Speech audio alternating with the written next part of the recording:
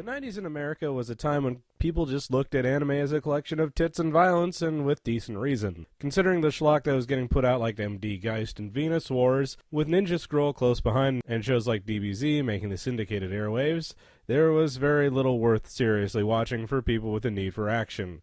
With Toonami not making headway into more modern anime until the 2000s, that meant no Outlaw Star, no Trigun, and no Cowboy Bebop.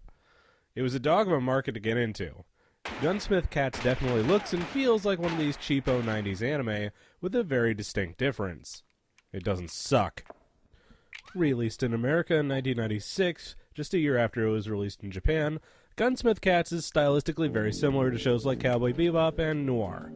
The action is reasonably down to earth, the weapons are all realistic, and the characters hurt and bleed like real people, for the most part.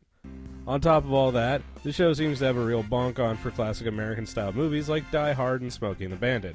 So what could go wrong?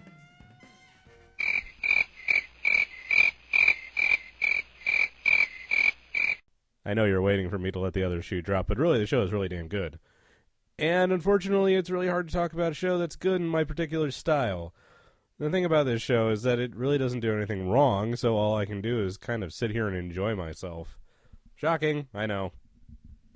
Gunsmith Cats follows the adventures of Irene, Raleigh, Vincent, and Minnie Mae Hopkins. The two girls run a gun shop called Gunsmith Cats and bounty hunt a little on the side.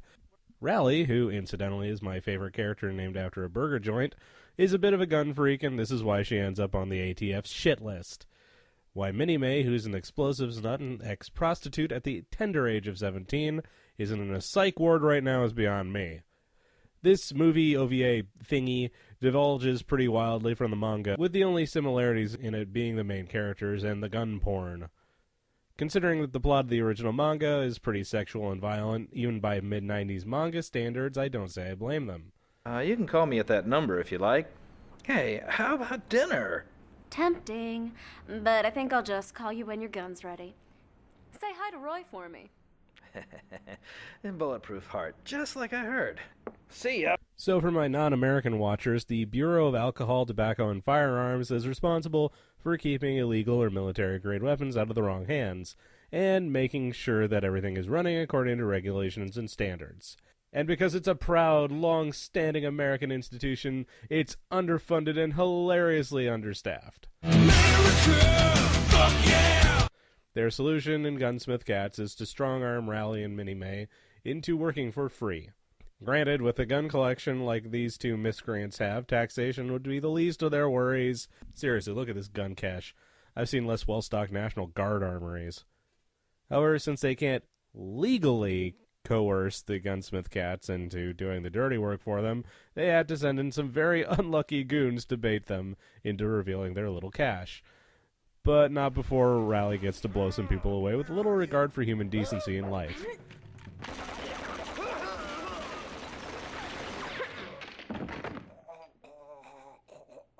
And then we learn why Minnie Mae should probably be locked up.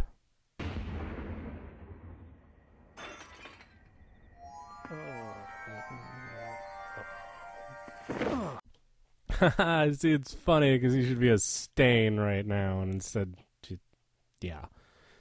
Anyway, the cat's out of the bag, so to speak, and all of Raleigh's huge weapons cache is revealed. So now she has no choice but to work for the ATF. And speaking of things getting revealed...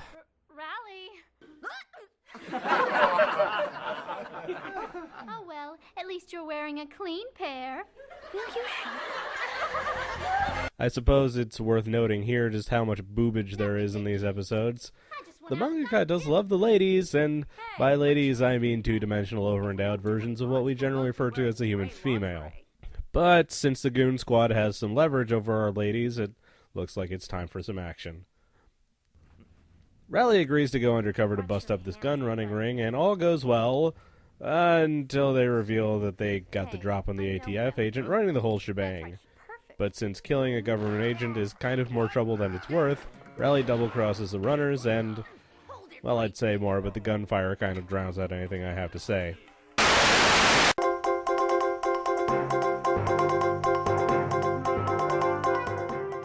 Breaking news on WGN 9. A shootout in the warehouse district. This will make the third one this week. Residents are advised to watch and take pictures. And in our top story tonight, puppies. Whoop, clothing damage. Yes, in addition to having a bulletproof heart, she apparently has a bulletproof rack. Luckily, aside from a few awkward scenes later on with the way they dress, they managed not to be reduced to tatters. Oh, boy.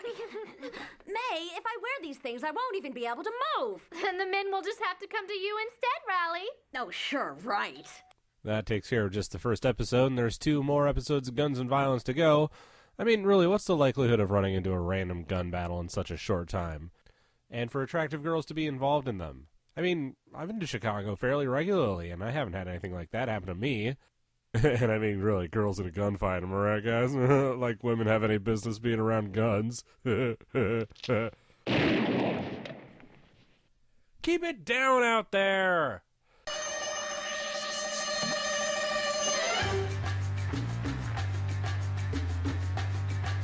Little busy here.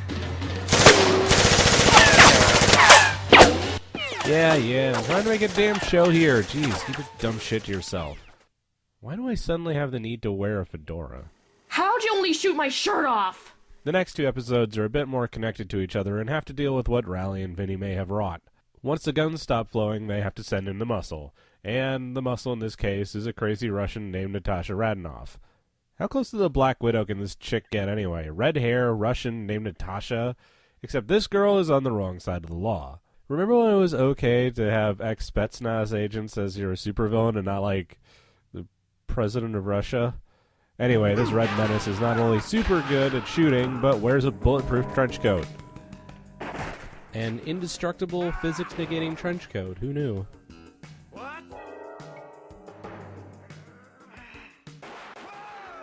Naturally, the story can't end with the suspect getting shot up, so Riley and Minnie May go on the case trying to figure out who's responsible, and hint, it's the evil Russian. That bitch is dead. I won't forget that face. Following a car chase, which is just stupid awesome, the last episode features a gunfight in the currently under renovations Field Museum. It's pretty impressive just how much accuracy there is about Chicago and some of the locations they go through.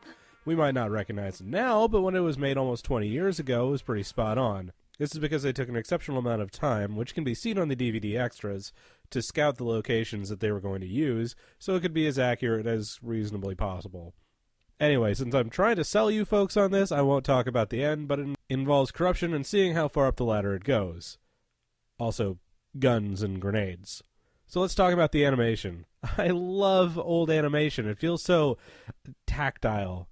New stuff may be pretty, but it looks flat. There's no depth or weight to it.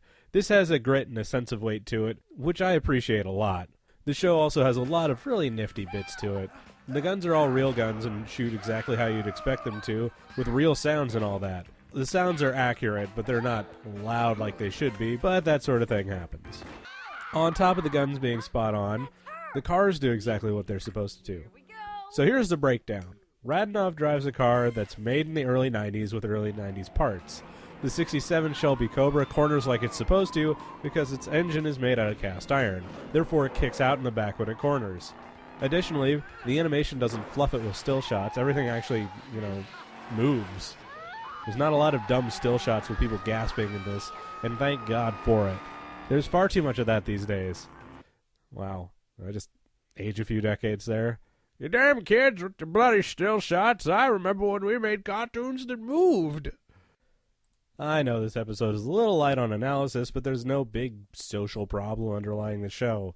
It doesn't have much in the way of big thoughts behind it, and it's not a big artistic statement. It's just a good action movie with cute girls and a bonk on for guns.